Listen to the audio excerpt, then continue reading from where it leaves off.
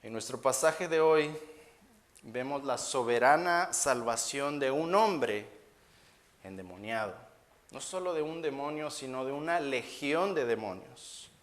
Un hombre que claramente no podía salvarse por sí mismo. Estaba esclavizado por una legión de demonios. Así que él necesitaba que nuestro Señor fuera a donde él estaba y lo rescatara de su cautiverio. Voy a usar como introducción nuestro contexto bíblico. En el capítulo 4 termina cuando están en la barca y Jesús decide ir a tomar una siesta. Mientras los discípulos están navegando el mar, se levanta una tormenta. No sé si ustedes recuerdan, se vienen los vientos y las olas y el Señor está dormido.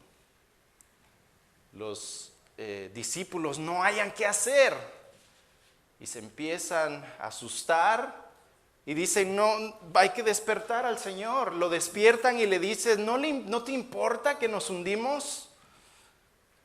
El Señor se levanta y calma la tormenta y calma las olas y los vientos, y los discípulos se quedan anonadados. Dice que se asustaron y dijeron, ¿quién es este hombre que aún los vientos le obedecen? Ahí termina el capítulo 4, donde vemos la potestad de Jesús sobre la naturaleza, sobre los vientos, sobre las tormentas.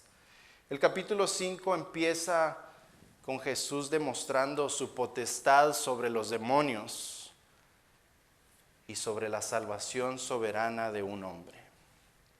Así que nuestro texto, hermanos, resaltan 4 escenas importantes que debemos estudiar cuidadosamente. Hermanos, cuando estudiamos la Biblia y la interpretamos correctamente, Dios nos habla. Amén. Así que necesitamos, hermanos, no solo leer el texto por encima, necesitamos profundizar las escrituras, necesitamos ir más allá de lo que está en la superficie, necesitamos ponerle atención a la palabra de Dios, porque cuando la entendemos, Dios nos habla y nos cambia y nos transforma y nos hace criaturas nuevas. Así que tengo 4 escenas en este pasaje. La primera está en sus boletines, me parece. Escena número 1, el endemoniado gadareno, versículos 1 al 5, 2 al 5. Escena número 2, la confrontación y la liberación en el versículo 6 al 13. Escena número 3, la reacción del pueblo, versículo 14 al 17. Y escena número 4, la reacción de un hombre liberado, versículos 18 al 20. Así que vamos a entrar de lleno a nuestra primera escena. Lea conmigo, por favor, versículo 1. Dice, vinieron al otro lado del mar, a la región de los Gadarenos. Y cuando salió él de la barca, o sea Jesús, enseguida, mire esa palabra importante, vino a su encuentro de los sepulcros un hombre con un espíritu inmundo que tenía su morada en los sepulcros. Hermanos, toda palabra que se encuentra en la Biblia es intencional, así que debemos ponerle atención. El Espíritu Santo no inspiró estas palabras para llenar espacios, sino que hay intención de todas las palabras, así que tenemos que estudiarlas cuidadosamente. Dice, al instante que Jesús pisó la tierra de los Gadarenos, una señal, hermanos, espiritual arrasó por todo ese lugar, diciendo, alerta, warning, el Rey, el Creador del universo ha pisado esta región. Hermanos, ningún humano percibió que Dios hecho carne estaba allí en esa región, sino un hombre endemoniado. Su apariencia era de un hombre loco, denigrado, sucio y violento. Su miserable condición era lamentable. Hermanos, él había sido despreciado por su familia, su comunidad, su sociedad. Hermanos, ya no había remedio para este hombre. No había espacio para él en la ciudad, así que él habitaba en los sepulcros. Hermanos, este era un caso perdido. No había remedio para este hombre. Había sido desahuciado. Este hombre dice, tenía su morada en los sepulcros, con la gente muerta. La gente no lo soportaba más en su comunidad y en su sociedad. Ningún poder humano podía ayudarle, ningún psicólogo, ningún libro de superación personal o cualquier tipo de tratamiento podía liberar a una persona endemoniada por una legión de demonios. Versículo 3b, lea conmigo. Nadie podía atarle, ni aun con cadenas, porque muchas veces había sido atado con grillos y cadenas, mas las cadenas habían sido hechas pedazos por él y desmenuzados los grillos, y nadie le podía dominar. Hermanos, este era un hombre que poseía una fuerza sobrenatural. Imagínate que rompía las cadenas. Era un Hulk. ¿Han visto ustedes al hombre verde? Toda su ropa rotas y con una fuerza increíble. Hermanos, esto nos da la idea de la triste condición de las almas que han caído bajo el dominio de Satanás. ¿No es así? Muchas personas que están bajo el pecado están literalmente bajo este tipo de poder espiritual del cual no pueden ser libres por sus propias fuerzas. Hermanos, ellos son esclavos al pecado, a los vicios, a las drogas, al alcohol, a la fornicación, al sexo, a la pornografía. Son obligados a seguir viviendo ese estilo de vida, y yo creo que la mayoría podríamos decir, estuvimos ahí, ¿no? El Señor me tuvo que sacar del lodo cenagoso, de los vicios y todas estas cosas que Satanás nos ofrece en una charola de oro. Versículo 5 dice, y siempre, de día y de noche, andaba dando voces en los montes y en los sepulcros, escucha, hiriéndose con piedras. Hermanos, el diablo es un amo cruel. Nos ofrece todo lo que este mundo anhela, pero no nos dice hacia dónde nos conduce. Él promete el cielo y las estrellas y todo tipo de riquezas y cosas materiales y toda concupiscencia carnal de nuestras vidas. Y lo que no nos dice es el destino hacia dónde nos conduce. El propósito de los espíritus inmundos, hermanos, es destruir el cuerpo. Es matar el cuerpo y llevarlos a la destrucción eterna. Pero por intervención divina, estos espíritus no habían podido destruir el cuerpo de un hombre. Aunque lo dominaban y lo herían con piedras, no podían matarle. ¿Por qué? La pregunta es porque, hermanos, cuando estudiamos la palabra de Dios necesitamos hacernos muchas preguntas. Como cuando éramos niños y le decíamos, papi, ¿por qué sucede esto? Porque así es. ¿Por qué? ¿Por qué? Todo era ¿por qué? Esa etapa, hermanos, es hermosa porque estamos creciendo y estamos aprendiendo, y así debemos de ser con la palabra de Dios, cuestionar todo, ¿por qué? Y si no encontramos la respuesta, buscar hasta que la encontremos, porque así vamos a entender los contextos bíblicos. Pero ¿por qué ellos no podían matar el cuerpo de este hombre? Hermanos, este hombre tenía una cita divina con Cristo. Había una cita agendada desde antes de la fundación del mundo para que cuando Cristo caminara en la región de los Gadarenos, tuviera un encuentro con este hombre en ese preciso momento de la historia.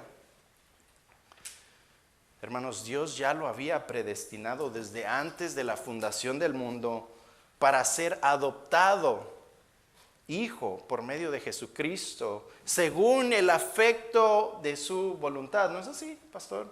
Efesios 1. Así que este enfrentamiento cósmico entre Cristo y esta legión de demonios ya estaba agendada desde antes de la fundación del mundo.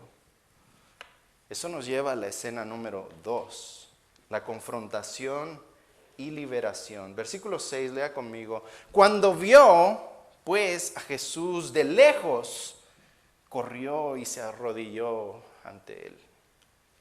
Aquí cabe la frase, ¿qué demonios está pasando acá? Este hombre acostumbraba a correr hacia todo mundo, hermanos, y aterrorizarlos con gritos y golpes, pero aquí vemos que corre, nomás pone el pie nuestro Señor en esa tierra y esta legión de demonios corre hacia Jesús y lo recibe con una máxima reverencia. Esta era la clase de reverencia que solo se le daba a un rey, ponerse de rodillas ante él y mostrarle adoración. Hermanos, también esto nos muestra sometimiento, admiración y asombro de parte de este hombre endemoniado. Lo que ningún hombre había podido hacer, lo que ninguna cadena había podido hacer, hermanos, Cristo lo hace con nomás poner su pie en ese lugar. Su rabia, su furia fue sometida al instante delante del Creador del universo. Colosenses 1:16, ustedes conocen ese verso. Porque en Él fueron creadas todas las cosas, las que hay en los cielos y en la tierra, visibles e invisibles, sean tronos, sean dominios, sean principados, sean potestades, todo fue creado por medio de Él y para Él. Hermanos, Cristo es el dueño legal de todo lo que existe. Y como dice Abraham Piper, Él es el único que puede decir, toda pulgada de este mundo es mía y me pertenece a mí.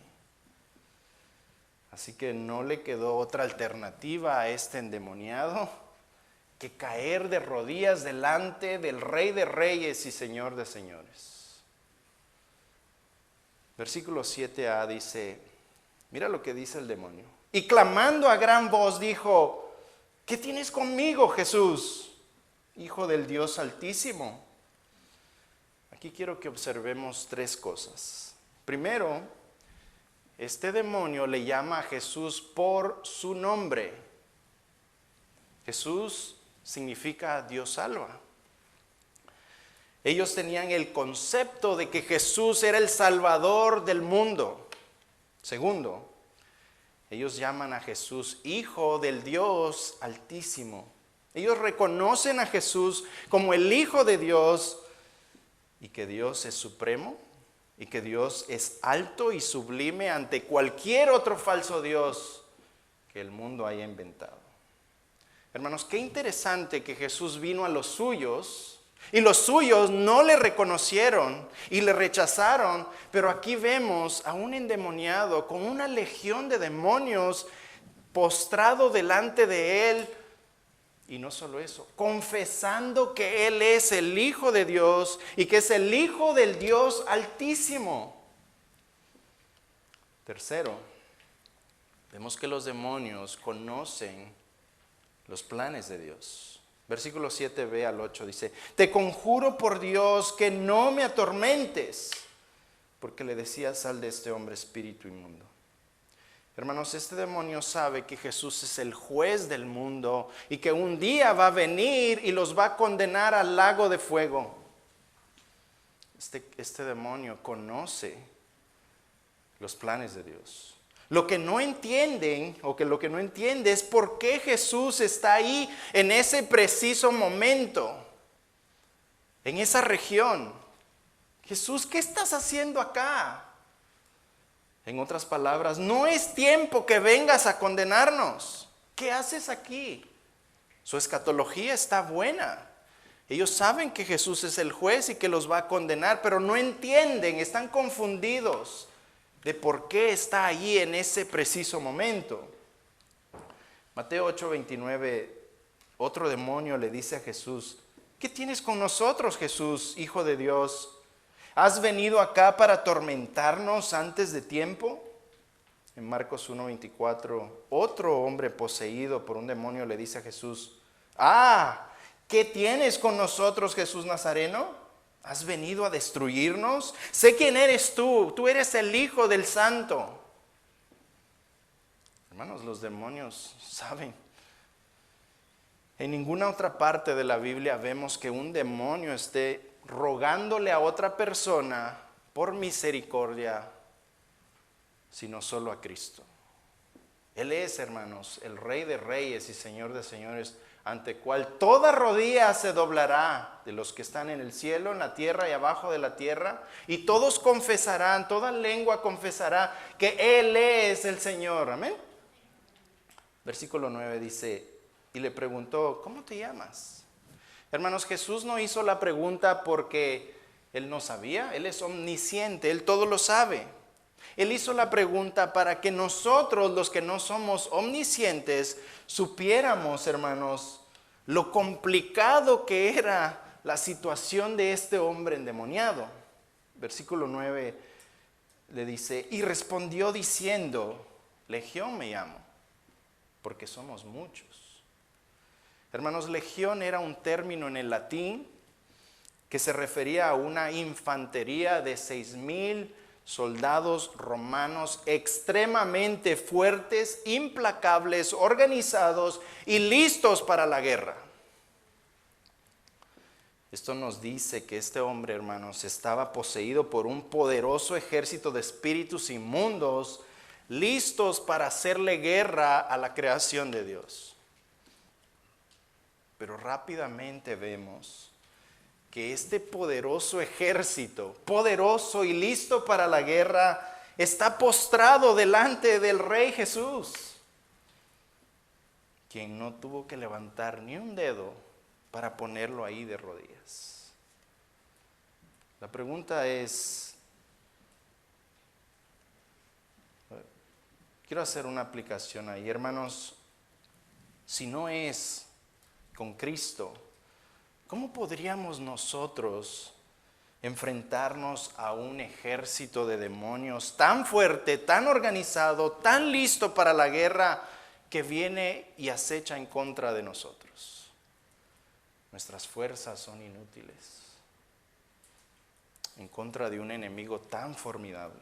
Pero con el Señor, con su poder, con su gracia, con su misericordia, con su fuerza, hermanos, somos capaces de resistir todas las amenazas y todas las acechanzas del enemigo. Santiago 4:7 nos dice eso. Por tanto, dice: someteos a Dios, resistid pues al diablo y huirá de vosotros. Hermanos, note que la palabra de Dios no nos dice que hagamos guerra en contra de Satanás. La palabra nos dice: someteos a Dios. Esa es la palabra clave ahí, someternos a Dios. ¿Para qué? Para que podamos resistir al enemigo y él salga huyendo. Versículo 10, vamos a avanzar. No veo reloj acá, pero si te veo haciendo señas es porque ya tengo que apurarme, ¿verdad? Versículo 10 dice: y le rogaba mucho que no los enviase fuera de aquella región. ¿Qué petición más rara, ¿no? Yo me hice la pregunta: ¿por qué estos demonios quieren quedarse en esta región? Hermanos, esa era una región pagana, infestada con idolatría, con falsa religión, con falsos maestros. Y era un lugar perfecto para que los demonios hicieran de las suyas en ese lugar. Por eso no querían ser echados de ese lugar.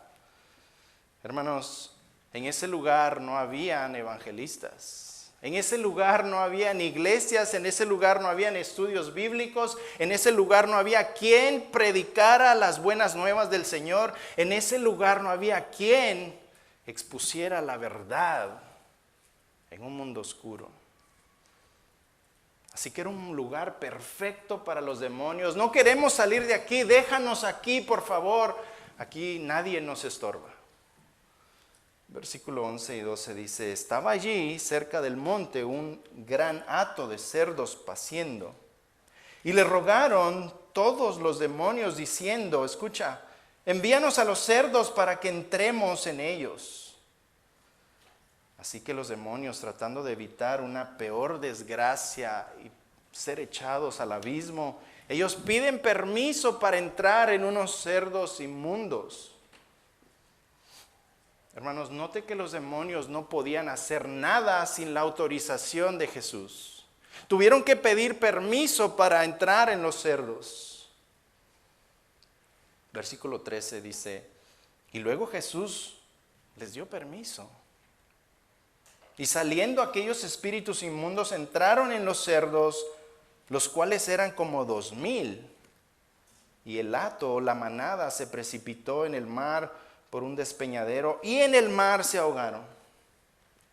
Otra vez, claramente vemos el propósito de los demonios, que es destruir y matar a cualquier persona o animal que ellos poseen. Esa es su naturaleza, destruir y matar para llevar a la destrucción eterna.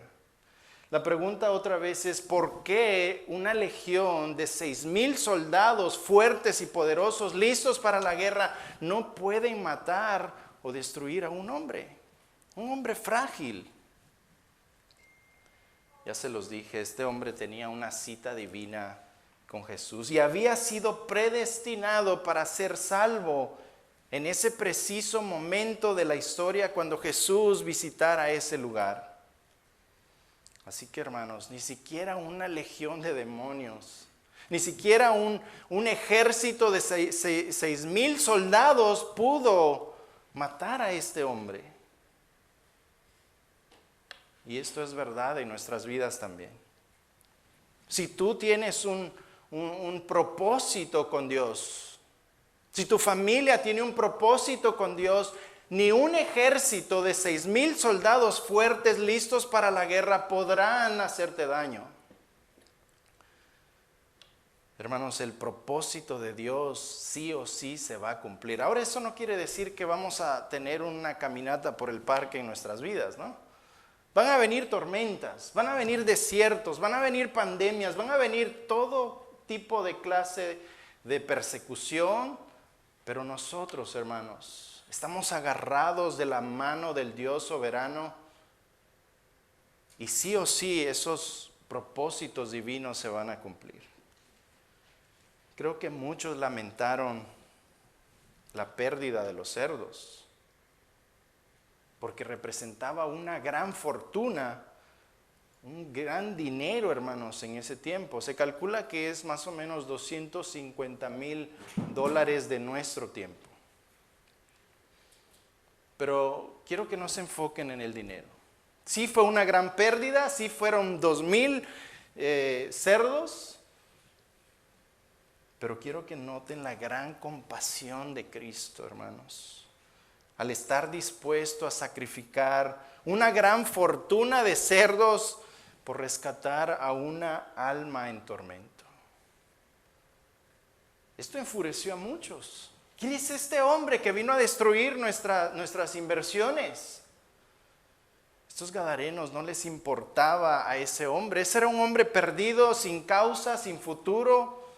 A ellos les importaba sus negocios, su dinero, sus compañías, sus fortunas. Fue un día mal en la bolsa de valores para esa región. Esta también, hermanos, es una imagen vívida de todo pecador que rechaza a Jesús y abre su corazón a los demonios, a la idolatría, a las falsas doctrinas, a los falsos maestros y a los falsos dioses de este mundo. Tarde o temprano sus vidas se precipitan desde el despeñadero hacia una destrucción eterna. Y tenemos que tener cuidado, tenemos que enfocarnos en lo que la palabra nos dice. Debemos poner nuestros ojos en el que está arriba, sentado a la diestra del Padre. ¿No es así? Hermanos, tenemos que enfocarnos en lo eterno. Tenemos que enfocarnos en lo que va a durar toda la eternidad. Enfoquémonos en el reino de Dios y su justicia. ¿Y qué dice? Todo lo demás vendrá por añadidura. ¿Por qué? Porque nuestros ojos, nuestra mente, nuestra alma está enfocada en lo eterno. Jonathan Edwards solía decir: Señor, estampa la eternidad en mis párpados. ¿Por qué? Porque no quiero enfocarme en lo material, en lo temporal, en lo que se acaba. Quiero enfocar mis ojos en lo eterno, en lo que perdurará por toda la eternidad. Hermanos, eso nos lleva a la escena número 3, la reacción de la gente. Lea conmigo versículo 14.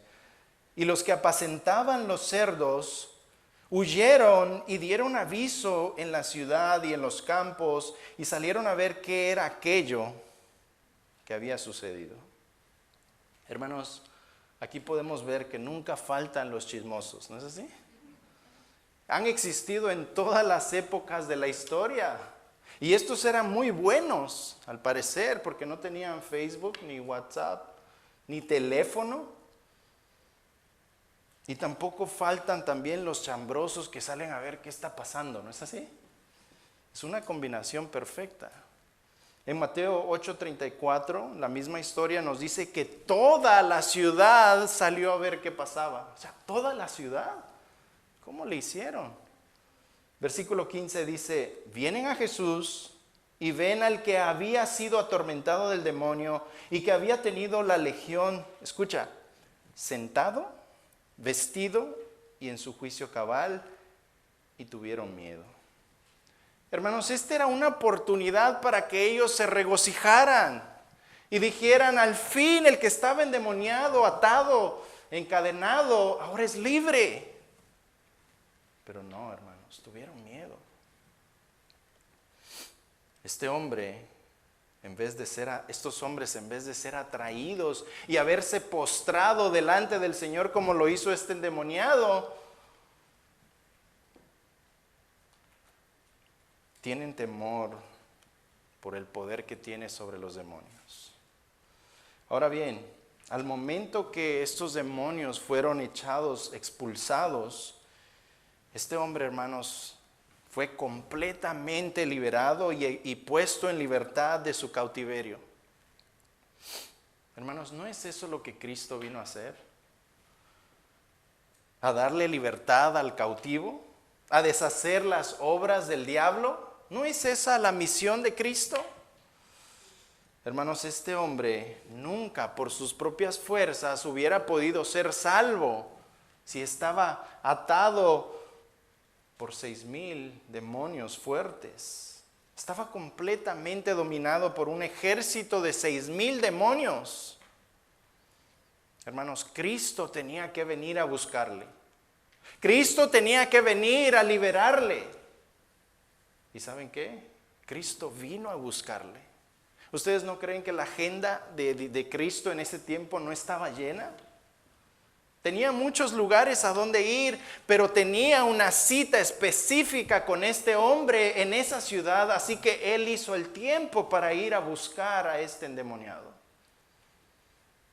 Él tuvo que venir para liberar, para darle vida a este hombre. Versículo 17 nos muestra una de las escenas más tristes de la historia, que dice: y comenzaron a rogarle que se fuera de sus contornos.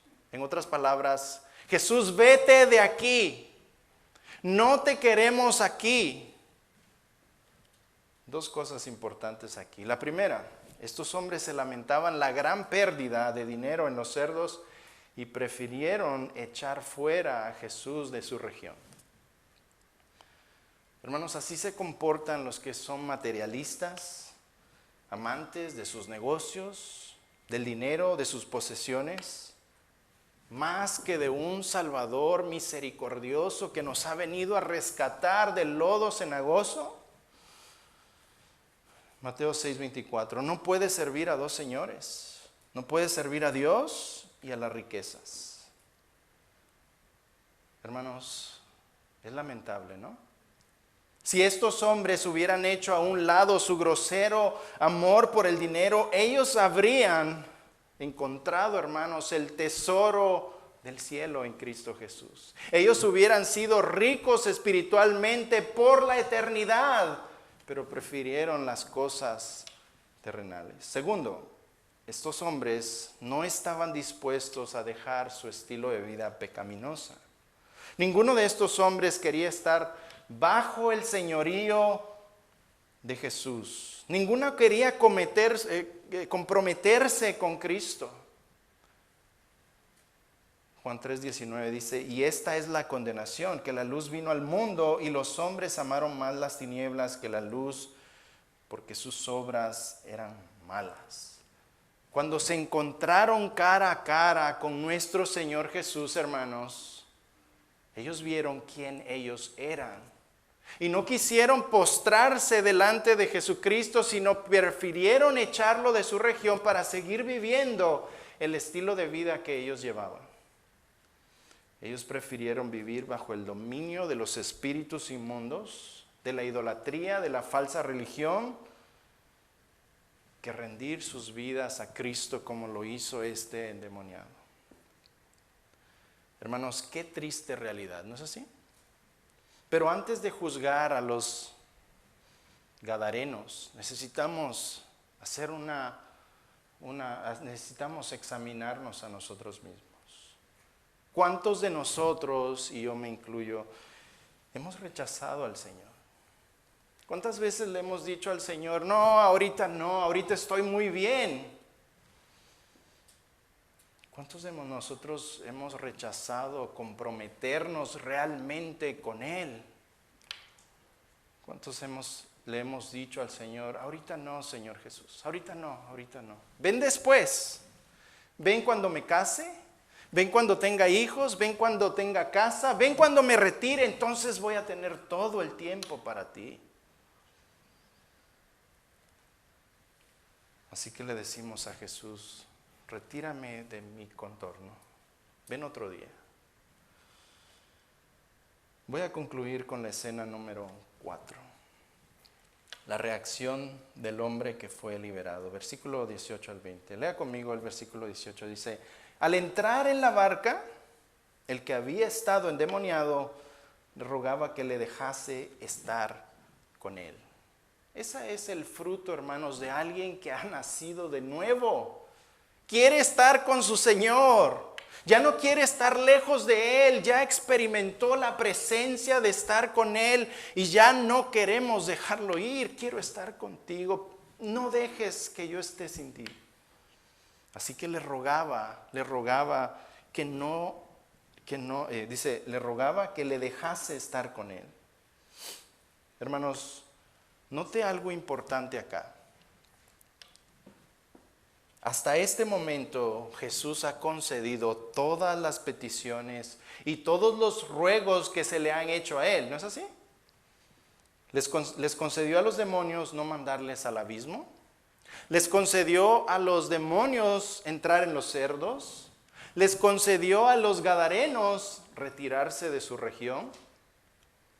Entonces, lo natural, lo normal fuese que Jesús le concediera a este ex demoniado estar con él, ¿no es así? Pero el versículo 19 dice algo diferente, lea conmigo. Mas Jesús no se lo permitió, sino que le dijo, vete a tu casa, a los tuyos, y cuéntales cuán grandes cosas el Señor ha hecho contigo y cómo ha tenido misericordia de ti. Hermanos, la palabra en griego casa o a los tuyos, oikos, se refiere a su hogar, pero también se refiere a su familia, a su esposa, a su esposa, a sus hijos, a su mamá, a su papá, a su tía, a sus hermanos. De hecho, la Nueva Traducción Viviente dice, vete a tu casa y a tu familia. Hermanos, quiero pensar, tal vez voy a especular un poco, pero quiero pensar que este hombre tenía una familia. Quiero especular que este hombre tenía una esposa, este hombre tenía hijos, este hombre tenía hermanos. Y quiero aquí que usemos nuestra imaginación. Voy a acabar con esto. Imagina la escena. Él llega a casa y toca la puerta. La esposa, sin saber quién está del otro lado y sin imaginar quién se va a encontrar cuando abra la puerta, abre la puerta, hermanos, y lo ve ahí parado en sus cabales. No sé, tal vez a lo mejor en el camino agarró unas flores. Y cuando abre la puerta lo ve ahí parado y dice, ¿eres tú? No te había visto tan bien desde hace mucho tiempo. No solo eso, se ve muy bien. ¿Recuerdan que era un endemoniado que vivía en los sepulcros y estaba desnudo? Y ahora ahí está parado y se ve muy bien. Y no solo eso, tiene una sonrisa radiante. No lo había visto así hace mucho tiempo. La esposa, sorprendida, claro, no sabe qué hacer y le dice, amor, ¿eres tú? ¿Eres realmente tú? Una lágrima tal vez corrió por su mejilla y se lanza a abrazarlo y a besarlo. Y entre lágrimas y llantos le dice, ¿qué te pasó? Cuéntame qué pasó. No sé si usted puede imaginar la imagen, pero es una pareja abrazados y después de un largo silencio, él le dijo, siéntate, tengo que contarte todo. Un hombre llamado Jesús bajó de una barca. Un hombre llamado Jesús tocó la región de los Gadarenos y yo fui impulsado por esos demonios a ir a postrarme delante de él. Un hombre llamado Jesús me hizo libre de mis cadenas. Un hombre llamado Jesús me liberó de mi cautiverio que me tenía en un cementerio con los muertos. Un hombre llamado Jesús dio una orden firme y echó fuera el ejército de demonios que quería destruir mi vida. El hombre dijo, conocí a mi Salvador. Un hombre misericordioso, un hombre lleno de compasión y de amor que no me dejó ahí tirado con los sepulcros, con los demonios. Un hombre llamado Jesús se fijó en mí.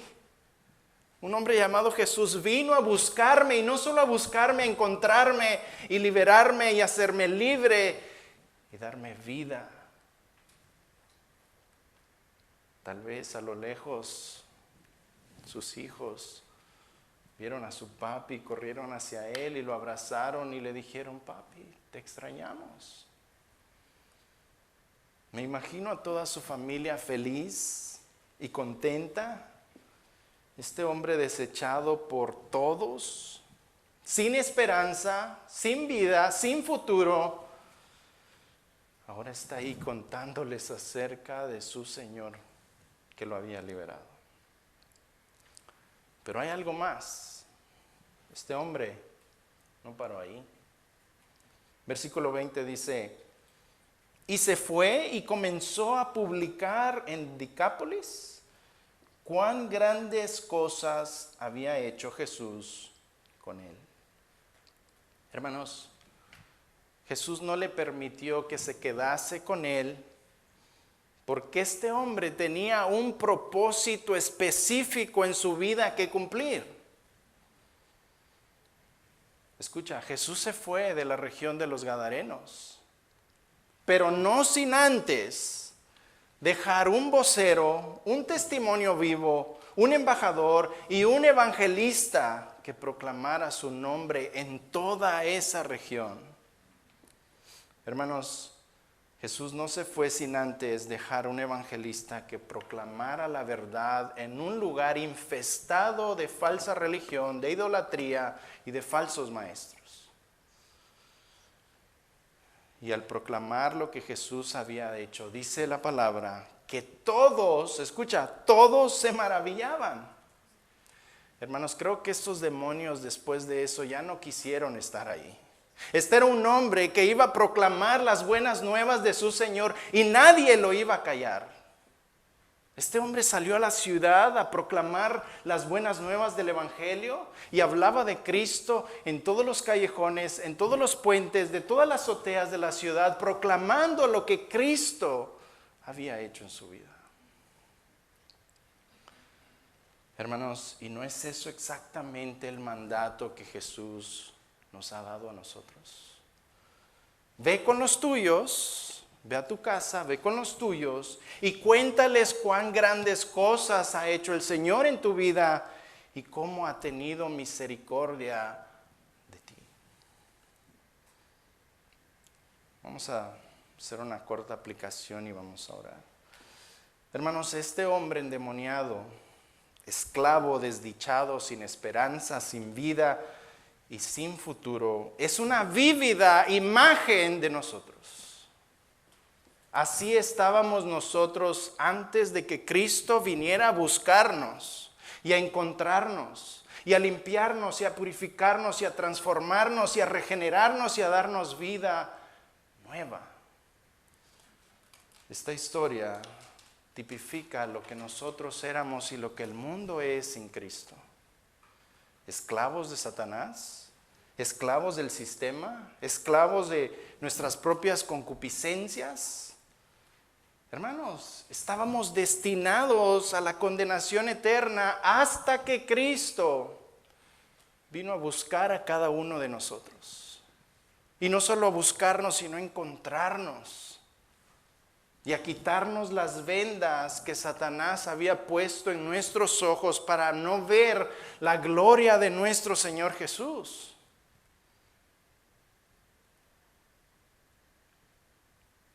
Pero no solo eso. Luego Cristo nos hace evangelistas, portadores de la verdad y embajadores del reino para ir a proclamar las buenas nuevas a todo lugar, empezando con nuestras familias. Así que voy a terminar con una pequeña exhortación, hermanos. Estamos evangelizando a los nuestros. Estás evangelizando a los tuyos. ¿Estás contándole las cosas que Cristo ha hecho en tu vida?